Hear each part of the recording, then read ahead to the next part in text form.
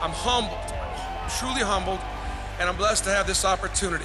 I have found this part of the country to be a part of the country that offers grace. And but for the grace of God, I would not be standing here today as your next men's basketball coach, and I'm truly grateful. Bruce, when you came here, what were your expectations?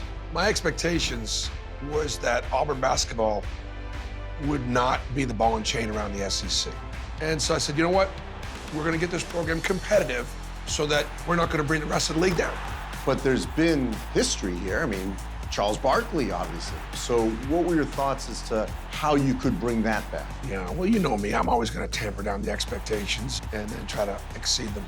And anyway, when I first got here, I wasn't sure if I had actually lost any mojo. Not that I got mojo, but we didn't win right away. We were competitive, we played hard, but it's the chicken and the egg when you develop a program. What comes first? You win and they start showing up. But I got people to show up on the promise that I could do what I did at Tennessee. And then the last 5 years, we've been the winningest program in the SEC. Anything can happen in March. For the first time, Auburn is going to the Final Four. The Final Four run, though, in 2019, with a legitimate shot to win the national championship. How did that change your perception of Auburn basketball? Yeah, Andy, prior to that, we were recruiting 3 and 4 stars that were not McDonald's All-Americans, but were close and winning with them. Now, all of a sudden, we're getting 5-star guys. We're getting McDonald's All-Americans like Jabari Smith and Walker Kessler. And so winning then allowed us to start recruiting at a higher level and be in the position we're in right now to compete for another championship. I need Al to get it deeper and go and slip. Jabari, is KD open? If he is, give it to him. Higher, higher. Here we go, thumbs up. Hit.